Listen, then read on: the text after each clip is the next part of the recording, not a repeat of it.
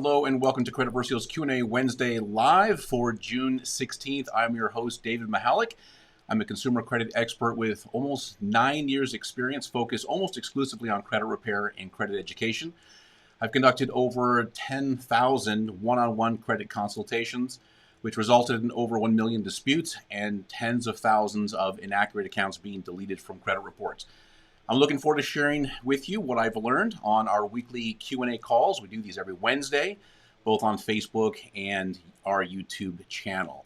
The exception is last week. I was not here. I was at CreditCon, which I'll get into in a second. But please do take a second and introduce yourself. Let me know where you are from. And if you're new to the group, if this is your first time joining us, please let me know.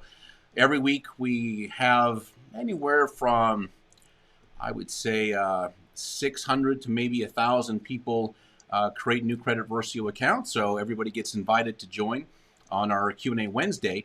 And largely what my job is to do as a credit expert and as an expert in the process using Credit Versio is to walk you through how to use the software, answer your questions if you're stumbling anywhere, to help you move on to the next step. And also, too, to make sure that you've watched your tutorial videos, your quick start videos in the tutorial section. I noticed that we get a lot of questions that come in on a daily basis that are pretty routine things that are answered in the quick start video. So be sure, if you're new to Credit Versio, take a second and also, oh, you know what I forgot to do? Hold on. I can't see your comments if I don't turn that part on. Here we go. All right. Christopher Little from Alabama, welcome. Appreciate you being here. And so before we get started, really cool thing last week, and the reason why I wasn't on last week was myself and my partner David. He's a managing partner. He and I went to CreditCon, and we didn't have one last year. This is a yearly seminar. It's kind of the who's who in the credit industry. And you know it's pretty big when you've got the lobbyists who are funded by Lexington Law and CreditRepair.com showing up there. But it's kind of a who's who of everybody in the business. And what was really cool is Credit Versio, even though it took us years of development to build the software and to test it, to make sure that it does everything that we want it to do. We only launched it about a year ago, about a year and 3 months, I think. Yeah, actually about a year and 3 months. And when we went into CreditCon, it was amazing how many people knew who we were. David didn't meet anybody that hadn't heard of us. I only talked to one, maybe two people who hadn't heard of Credit Versio when they were brand new in the business.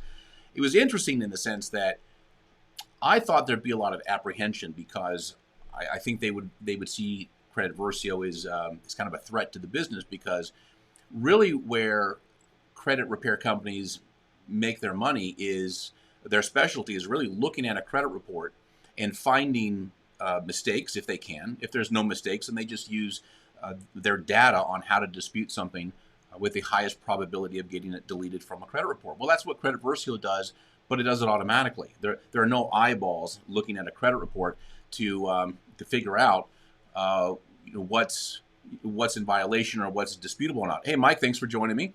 Appreciate you joining me today. And so people were more intrigued at the fact that the software exists, that people can sign up for Credit Versio, and essentially what they have is an expert. They have an expert that is scanning not only every account, but the account on all three bureaus and on previous credit reports. So just to have a really deep appreciation or understanding of that, nobody can do that, by the way. It's all still being done by individuals. Mike, hey, how's it going? Welcome back. You know what? It was worth it. It was really worth it. I was just telling the story of how we were received at CreditCon, and people were very intrigued. And especially for the guys that had really big credit repair companies, they were very interested in us building something for them as a back end, because they have 20, 30, maybe more processors doing the work that Credit Versio does in less than a second. And the cool thing is Credit Versio doesn't miss anything and it doesn't make mistakes, but people do. So anyway, just a little recap on CreditCon. It was very exciting for us to be there. And so what we'd like to do today is, just like always, this session is all about you. If you have any questions about the process, the dispute process, about Credit Versio, credit scores, credit can be a really confusing thing. And like I said earlier, I've literally done 10. I stopped counting or guessing right around 10,000 one-on-one consultations. And I did that for about 7.5 years. And this is 5 to 10 to 20 consultations every single day of talking to people about credit, going through their credit report, explaining what to do and how to improve their credit score. So if you got questions, please go ahead and bring them up, and I'll post them and I'll answer them for you. One thing I'd like to, just like every week, one thing I like to cover is this week's popular questions. And one question that I got probably 3 or 4 times on Facebook was, is there a downside to disputing? So I get this pretty frequently if somebody's in the dispute process and their score drops. And generally speaking, the population at large really has very little to no understanding as to how credit scoring works. They might have some broad strokes, but it's somewhat understandable that if you're in the dispute process and you see your score drop, the assumption is to think, well, it must be something that I'm doing in the dispute process. In reality, that's usually not the case. Keep in mind that your credit score is an accessory to your credit report. And what I mean by that is you can get a credit report without a credit score easily. Go to annualcreditreport.com. That's a government mandated site. You will not get a credit score. But however, you cannot have a credit score without a credit report. So it's an accessory, meaning if you get a credit report, you might get a FICO score, you might get a Vantage score, not just a FICO score, you might get one of over 100 different FICO scores. So when scores move up and down, or they're different from one scoring source to another, it's pretty normal for people to think, wow, if my score went down, it must have had something to do with the dispute itself. And that's not the case. Your score doesn't drop because of a dispute. Disputing is your legal right.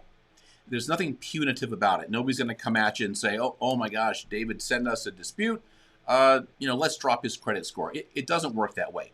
Now, can credit scores drop when you're in the dispute process? And the answer to that is yes. Now, and I'm going to explain that in just a second. But let me get to a couple of questions here.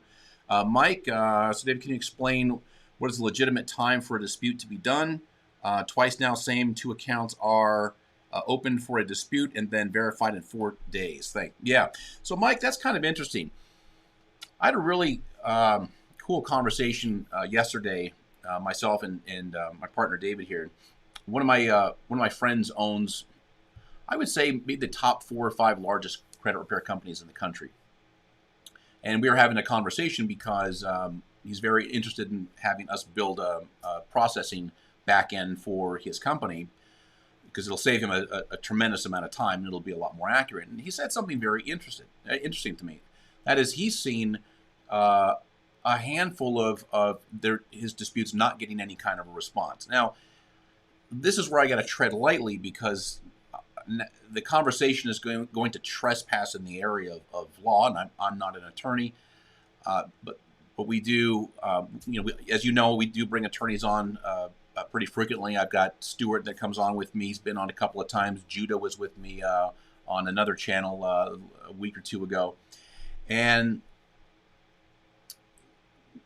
if they're not giving you a response, if they're not providing information, it's pretty common for these, for at least his company, to refer people out to an attorney. So listen, I've had Stuart on. If this is a real concern, if you know something's wrong in the credit report, Mike, you're not getting a response, if it's coming back like an auto response and they're not doing what you asked, then DM the Credit Versio page on Facebook, and we'll give you a recommendation over to Stuart if you feel you need to talk to him. But it's something that it's not common, but it is happening from time to time. Okay, Chris Christopher, I have done dispute my first round. My credit score on 2 went up. Equifax went down. Okay, great. This is a perfect question for what I'm about to get into. All right. Now let's qualify what that means. Credit score is going down. You have a normal motion to your credit scores, up and down, 25, 35 points from one month to the next. Pretty common. It largely has to do with your credit card utilization rate. It can be caused by a couple of things. If your scores are within that range, I really wouldn't worry about it. Okay, that's just it's called natural score migration. It's not really a big deal. Okay, but let me get to the 3 times when your credit score can drop in the dispute process and what might be causing that. Now, the first thing is when the account updates, and it updates to be accurate. Now, so here's a case that I just had about, or a conversation I had with a client about 2 weeks ago. His scores were, I don't know, mid 600s on TransUnion and Equifax, but on TransUnion and Experian, but Equifax dropped about 45 points. Nothing changed. Nothing was deleted. Nothing was added on, but it was kind of a larger drop in score. Now, this is what the cause was. Now, typically we don't look at people's credit reports. Credit Versio is a do-it-yourself process. The software is going to guide you through it, but he emailed in and said, "Hey, listen, I can't see the difference on this thing. Have any idea why my score dropped like this?" And what happened was, on TransUnion, he had an account, I believe it was a Capital One account, that was a collection charge-off. So TransUnion, collection charge-off. Experian, collection charge-off. On Equifax, it was 120-day late. So they made a mistake somewhere in the process where they weren't reporting the information accurately to Equifax. So what happened is, in the dispute process, an investigation was opened up. They looked at the account and they updated it to the correct status, which was a collection charge-off. Now, he's still working on it. Maybe it's on its way to being deleted. Who knows? But the point is that the dispute, when you're disputing an account, you're challenging whether or not it's accurate. A lot of times things get disputed because they're just simply unverifiable. The creditor, which we call the data furnisher, for whatever reason, is just not particularly interested in performing the investigation. They can't get to it in time. They don't have the data. They've archived it. There's a lot of reasons why data furnishers will delete something. Largely, it has to do with it being unverifiable. Well, in this situation, the account was verifiable, and all it did was bring the Equifax score down to where the other 2 bureaus were, roughly, because it wasn't reporting correctly the first time. So once I showed that to him, he's like, "Oh, okay, great. Now it makes sense." Okay, and the second reason, actually, let's pause there and let's get back to one question here. The Jones family, I have a question. If I had a credit card several years ago and it was sold to a collection agency, is there a possibility it can be removed? So the Jones fam, yeah, anything can be removed from a credit report at any time if it's not reporting accurately. So just like I was saying a second ago, when you challenge an account, aka dispute, when you send a dispute to the credit bureaus, the goal is to open up an investigation. The burden of proof, the burden of performance is on the data furnisher. So let's say if you're disputing I think you said it was bring that back up again. So you had a credit card, now it's with the collection company. So chances are what you've got is you've got a collection charge-off on that original creditor. And now you have a third-party collection company that also is showing it. Now, hopefully you don't have a balance on both of those. That would be a violation, but those aren't all that common. So what you could do is you could dispute the charge-off with the original creditor, keep your fingers crossed that maybe they don't have all their ducks in a row and they get it deleted. Credit Versio understands the difference between a collection charge-off original creditor account and a third-party collection. It understands the difference, and it's going to give you a dispute reason. Now, if you have your own reason, if it's not yours, or if there's some material error with it and you want to challenge it on those grounds, you're more than welcome to. But a lot of people just go with suggested a reason, because Credit Versio really understands what's going on with each of these accounts. Okay, So to answer your question, the Jones family, yes, you can dispute anything you want. Burden of proof, burden of performance is on the data furnisher, whether that be the original creditor or the collection company. And keep your fingers crossed you have some success. Okay, now let's move on to, oh, hold on, Mike. I think you posted something. I'll wait to see what round 3 suggestions will be. And then after that, I'll look into it more with you. Okay, yeah, please do. And fingers crossed you get, we have a saying in credit repair that the dispute process really begins with round 2. Round 1 it's a shot across the bow. They don't know that you are being guided through very, very smart software that's going to put you on the right track through a multi-dispute process. What happens a lot of times, whether you do a dispute that's written or you do a dispute that's online, is data furnishers will just kick back a standard response. And you've probably seen this that says, let me move my microphone over here a little bit. That standard response is, we've done an investigation, or we've reviewed the account, everything is reporting accurately. Well, it doesn't mean they did an investigation. They know that there's a very high probability if they respond with that kind of a response that you're going to go away, and a lot of people do.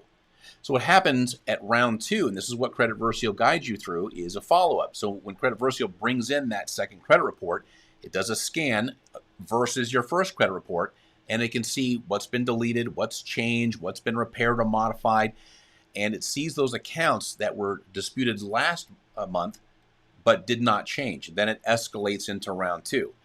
That's when things get interesting. That's when that data furnisher gets that second dispute saying, hey, I'm still waiting for the response. I don't agree with the response that you gave me. I want to see some evidence. And you can't go crazy with what you ask for. You can't ask for stuff like, hey, I want the original signed contract, because, well, they probably don't have that, and they're not under any obligation to give that to you. But if you say something like, hey, I didn't receive a response, I don't agree with the outcome, please explain to me how you verified this information. And what happens a lot of times, and again, this is for accounts that are unverifiable, the creditor, for whatever reason, cannot perform under the guidelines of the law, that's when you'll see a lot of the deletions take place. And hence, the credit repair really begins at the second round. Okay. All right, very good. So let's talk about that second reason why sometimes scores can drop in the dispute process. And I believe this is going to be going more towards, Christopher. The second reason is the average age of accounts, or your oldest account, might have been removed. So average age of accounts is about 15% of your credit score. So that's what, 80, it's about 82.5 points. And that 15%, the age of accounts falls into 2 categories. 1, your oldest account, and 2, what's the average age of your account. So what happens from time to time, especially with people who, and I was one of these guys, by the way, when I came into credit repair as a client back in 2012. Like, I was one of those guys that had a lot of good credit, and then right when 2009, 2010 came, I was one of those guys that had a bunch of property and over-leveraged, and I mean, you've heard the story. And then I was credit non-existent for years. I mean, everything was kind of destroyed. What happened is, and this is very common for a lot of people, when they have a credit event and they walk away from credit for a couple of years, and they start doing the repair process, they rebuild, they get a secured card, or maybe they get added on as an authorized user, they start coming around again. And in the dispute process, they might have that 4 or 5 year old charge off that they've largely recovered from. Get charge off that's 3-4 years old. If you've been doing some rebuilding and you kept your nose clean and you're doing some other good stuff and you haven't been paying things late, those things don't really have much of an impact on you. But if you dispute it and you get it deleted, and that happened to be one of your oldest accounts, or maybe your oldest account, what happens is your average age of accounts reduces, and you can see a drop in credit score. The reason why I'm telling you this is when you're in the dispute process, sometimes you got to take a minute, and even though Credit Versio makes it very easy, it automatically pulls out all your negative information. sometimes you might want to just pause and look at the accounts that you're disputing. Everything is fine, except you want to pay attention to how old is your oldest account. Now, when you go into Credit Versio and you see your accounts, there's a little plus button. Hit the plus button and it'll say date opened. That's what you're looking for. Now, if you've got an account that's 10 years old or it was opened 10 years ago and maybe it went into default 5 years ago, it's a charge-off or a collection charge-off, let's just say, or a repossession, auto repossession. Maybe it's a student loan that was charged off, but there was some great payment history for many years. Keep in mind that if that account, if the negative part of that account is 4, 5, maybe 6 years old, and it's your oldest account, you might want to consider disputing that. You might want to leave it. For one, it's probably not hurting you all that bad, especially if you've done some other building. But also to keep in mind the flip side that if you do dispute it and you do remove it, yeah, it's 15% of your score. It doesn't mean you're going to lose all 82 points. It just means you might take a little bit of a hit. So just bear that in mind. And this is a thing that explains when people go through the dispute process or the repair process and they have a tremendous amount of success, and we see it all the time here, a lot of their accounts get wiped out. Sometimes they're looking at their credit score and like, well, it didn't really move all that much, or it went down a little bit. Great, they were able to wipe out some of their negative credit, but now it's going to be easier to start to rebuild. But now they've got that little bit of a bump down because the average age of account dropped. Okay, so enough on number 2. Number 3, and this is another thing that I see quite frequently. In fact, I hear this conversation coming from our customer service team over on the side of me here that's just outside the door, where I can hear them talking to the person about, hey, the reason why your score dropped is you've got a thin file. There's something that we refer to as thin file volatility. Now, what that means is when you delete bad credit, deleting bad credit does not equal good credit, meaning the absence of bad credit on your credit report doesn't necessarily mean you have good credit. Okay, here's an example that I've been giving for years and years that people tend to appreciate. Imagine your credit is represented as a hot air balloon. Okay, it's full. That hot air is good credit. It's gonna want to lift your balloon. So your balloon is your credit score. So think of it like that. The bad credit are all the sandbags that are attached to that basket that people that you're in. So when you start cutting away, if you've got a full balloon, meaning you've got other good credit, you've got a car loan that's being paid on time or was paid on time, you've got a handful of credit cards, or your utilization rate is relatively low, you're paying everything on time, you've been doing it for a couple of years, but you just got some stuff from the past. And those are your sandbags. You start cutting those things away, the balloon lifts up, your score lifts up. Okay, this is kind of common sense stuff. What I'm talking about with thin file volatility is that individual who has very little to no good credit.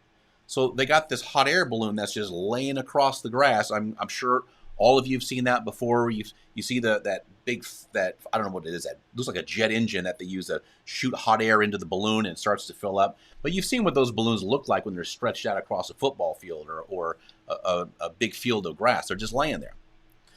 So you come up and you start cutting the sandbags off of a balloon that's laying on the ground. You're like, hey, how come the balloon's not flying?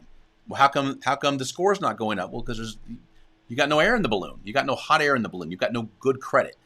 So keep in mind that when you have a thin file, and what I mean by that is 3, 4 accounts. Sometimes these 3, 4 accounts aren't even open. They've been closed for a while. I see this pretty frequently, like old car loans that have been paid off. But there's no credit cards, there's no authorized user, there's nothing new. So all you're doing is cutting away sandbags and not giving your score any reason to go up. So just keep in mind that the repair process is really, for a lot of people, not everybody, but for a lot of people, it's a 2-part process. It's disputing and, fingers crossed, removing as many things as you can. At the same time, building credit if you need to, starting off with a secured credit card, starting off with having a family member or a friend add you on as an authorized user. All of this stuff we cover in the tutorial videos under credit coaching. It's 11 short videos. It'll take you from A to Z. It's everything that we all should have been taught about credit when we were in high school, maybe the worst case scenario before we get our first credit cards, maybe in college. Okay. And I got a little bit more on that, but let me answer this question. I have an old Capital One credit card that was opened in 2018 and charged off in 2019. It's been updating CO every month since 2019. Is it still hurting my score every month as it updates? No, it's not. All that CO means is a collection charge off, or CO is just charge off. All that's saying is, and you're seeing that in what's called your 24-month history. So when you look at your, is it eat while they sleep? I love it. Okay, when you look at your credit report, there's data in there that's used for scoring. There are scoreable fields like payment status, open date, last activity. There's a handful of things in there that Vantage Score and FICO read that are conveyed to us in those fields that we see. One of the things that is not scored, is not a scoreable field, is that 24-month history. Now, even though the scoring aspect of that happens in the background, that's really for us. That 24-month history is just for you and me to have a visual of what's taken place over time. That CO every month doesn't mean every month it's updated as a new charge-off. All that's saying is that the status of the account is the same this month as it was last month, as it was the month before. So nothing to worry about. Okay. Let's go on to my next section here. Okay. Now, even though, and this is a really important part, I know I covered a lot of material, but one of the things I want to convey to you is how very common sense a lot of this stuff is. Now even though credit scores can be complicated, FICO has 100+ scores. Some of them are, actually the majority of them are called industry-specific scores, meaning there's a mortgage score that's used exclusively for mortgage and nowhere else. There's a couple of different auto FICO scores. There's a couple different credit card FICO scores, insurance scores. There's all kinds of scores that FICO built custom for very specific industries. And you're also going to see different scores with Vantage Score. Right now we're at Vantage 4.0, although if you've got a Credit Versio account, if you get a Vantage Score from anywhere, whether it's Smart Credit, Identity IQ, Credit Karma, you're going to see a Vantage 3.0 score. So regardless of all of that, all of what might be confusing with credit scores, one of the things to keep in mind is, what is a credit report trying to do? What is the agenda of a credit report? And I've always explained credit reports as this. It's a story. It tells our story. We're not entrusted with telling a creditor or a landlord or an employer or an insurance company how we've handled our financial responsibilities. Everybody wants to know, what are we doing with our financial responsibilities? Because it tells a story about us, about our priorities. Now, granted, this can cut a little deep. It did for me a long time ago. Remember, I came here I got into credit repair in 2012 as a client. So I'm very much directing this conversation towards myself. But this is just keeping it real and talking about what our credit reports really doing. And the answer to that is they are telling our story. And you can almost put the scores aside. Everybody's so score-centric. Like, oh, it went up 20 points. It went down 20 points. It's going, why is my score not moving? Oh, it went up a lot. That's perfect. Okay, put scores aside. A credit report is going to tell whoever's looking at it who you are. Okay, what are you likely to do in the future based on what you've done, what you're doing now, and what you've done in the past. Okay, it can be a very sensitive subject, because sometimes when people go through a period or a point in time where things go poorly, the economy changes. I mean, with the coronavirus, oh my gosh. I mean, I know that we got a lot of relief. The CARES Act helped a lot of people, but there going to be a lot of people coming out of this with credit challenges. But apart from that, really what that credit report is saying is when somebody gives David Michalek and trusts David Michalek with a loan, with a utility, what does he do? Now, if my credit report says that, hey, you know what, I've got 15 accounts, 5 of them are collection charge-offs with balances not paid, and I'm trying to go through a repair process, I'm trying to get new credit, and I'm not doing anything to kind of better my credit, even though somebody looking at your credit report might not know that you're negotiating debt or you're trying to settle debt or you're trying to dispute stuff that's not legitimate, really that's telling everybody is, wow, this guy doesn't really honor his word. He doesn't pay his bills. And that was one of the things that was really, really rough for me. When I got into credit repairs, I had all the stuff on there that I couldn't pay. And I completely understand that happens pretty frequently. But when there's on a credit report, when that's what people are looking at, remember, we're being judged by our credit report. If you consider that 72% of employers look at your credit report. Now, they don't see a score. They don't get a credit score. Remember a second ago, there's all kinds of credit reports. I covered that in a couple of videos ago. But when your employer is looking at a credit report before they either hire or promote, they're looking at that going, okay, what's this guy going to do? Okay, what has he done in the past? I'll give you a short story. Both of my parents are retired San Diego police officers.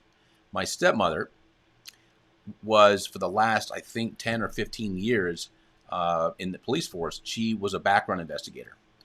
And one of the things that they do, and one of the things that can kill your prospects at becoming a police officer or Department of Justice or FBI, CIA, Homeland Security, because I've had tons and tons of conversations with those guys, is unpaid collections, unpaid charge-offs.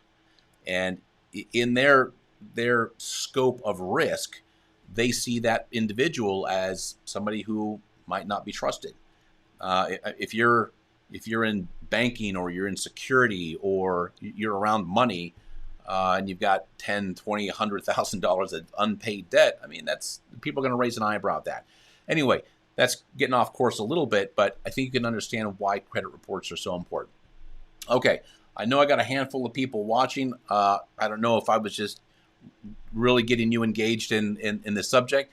If you have questions, feel free to ask them.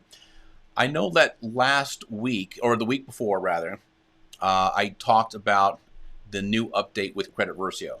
This is some of the most exciting stuff. We are having an amazing time watching people's credit reports come in and watching the Credit Versio software scan through it and finding mistakes. Now, before, just so you have an understanding of how credit repair generally works, if you don't have a specific reason of why you're disputing something, and some people do, but if you just want to dispute it to see if you can get it removed, a lot of times people are using a generic dispute. Nothing wrong with that, by the way. In fact, a good chunk of disputes that are delivered to the credit bureaus are standard template letters that you can download from the FTC and CFPB website. Okay, so there's nothing wrong with a format letter. Again, like I said earlier, the burden of proof, the burden of performance is on the data furnisher.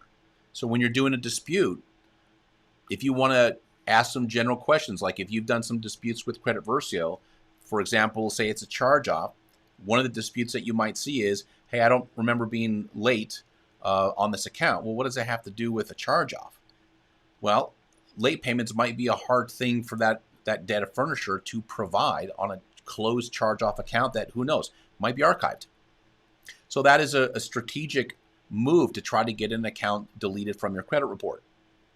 What's different now, as of June 1st, is Credit Versio is now looking at the account looking for violations, which it didn't do before. It was just finding negative information. Now, by the way, that was fantastic. That's what every credit repair company does. Lexington Law, creditrepair.com, these massive, massive companies that, whether you like them or don't like them, that doesn't really matter. The important part is that's the way the dispute model works. Now, Credit Versio is finding errors. And the crazy thing is, we're finding errors on 93% of accounts that our clients have. Not individual accounts, but on credit reports. So 93% of credit reports that Credit Versio is processing has at least one mistake on it.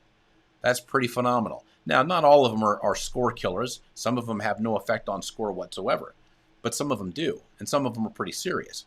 And the amazing thing is, most people don't even know that they're there. A lot of people, in fact, when I see these credit reports that have, I saw one a couple of days ago, or maybe last week it was, where it had 9 different mistakes on one credit report. Credit Versio found all of them and created custom disputes for each one. Now, when I say custom dispute, it's specific to that account and that error. So if you haven't, now this is new stuff. We don't have a new video going over that yet. This is something that you're going to see when you go into Credit Versio, when you choose your dispute reasons. If you've been in the process and you're in round 2 or 3 after June 1st, you're going to see some dispute reasons that look a little bit different. Okay, Mike, you're a professor. I appreciate that, Mike. Very good. Okay, so we're coming up on almost 40 minutes. Does anybody have any questions they can think of? Otherwise, we're going to wind this down here in a second. And I'll give you guys just a second or so. Before I drop off, let me know on the Facebook page. You can send a direct message. Just message us. It almost always comes to me. I'll answer it for you. If there's a kind of expert that you're interested in hearing from, we've had a couple of attorneys on. John Alzheimer is a routine guest. He's with me usually twice a month. He did miss last week, of course, and so did I. But we'll sorry, I'm trying to read this at the same time. I'll do my best to accommodate your request. Okay. The Jones family paid off my car loan and it showed 0 balance. Should I even dispute that to be removed? Not if it's paid off in good standing, then no. You don't want to dispute something that looks good. That's credit history. Remember what I was saying earlier, that the sum of everything on your credit report is telling a story of who you are as a borrower. And if you got a paid car loan, you don't want to mess with that. Now, if you got some late payments from the past, if they're newer than 2 years, yeah, maybe you might want to dispute those. Cross your fingers, see if you can get them deleted. But if it's an otherwise good standing account, you never want to challenge anything that's positive.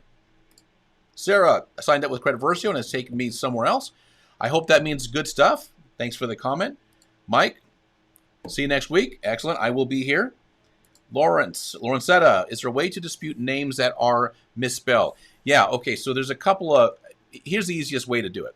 Go into, I'm going to make the assumption that you have a Credit Versio account. If you don't, then send an email to support@creditversio.com and we'll send you the personal update template. If you have your Credit Versio account, go into tutorials, and in tutorials, there's a section called templates. So it's got quick start or tutorials, credit coaching, and then templates. When you go into templates, download the personal information update letter. I think that's the name of it. I might be wrong, but that's pretty close. Okay, Lawrence, yes, you do have Credit Versio. Okay, you'll find that in your template section in tutorials. Okay, Christopher, trying to buy a house. They said they go by FICO, so that's not the same as credit. Okay, yeah, so mortgage uses a very specific mortgage score. It's called FICO Model 2. It's mandated by FHFA. So it's a crazy story. It's the oldest FICO model there is, but because it's mandated by FHFA to use that ancient, outdated model, that's what they're going to use. Now, if you want to see what that score is, what I suggest that you do, like I have Experian, my Experian app on my phone. I've had it for, I don't know, 9 years. And it will give me my mortgage FICO score, but it'll only give it to me for Experian, which is fine. if you want to see what it is across all three bureaus, you're going to have to go to myfico.com, and it's a little spendy. I mean, they're pricey. They're, I think, $40 a month or something like that. But if you want to get an idea of where you stand, then that's where you're going to want to go. Okay, let's see. Any guest speaker next week? I am almost certain I'm going to have John Alzheimer with me. We had CreditCon last week. I think he's not skiing. I think he's hiking or something this week. But I'm not sure, but I'm pretty sure he might be with me next week. And then after that, I'm pretty sure I'm going to have Stuart Price. Stuart is one of the top FCRA and FDCPA attorneys in the United States. He loves being on with us, and I imagine he'll be here next time. Lorenzetta, thank you. You are very welcome. Okay, let's try to wrap up here.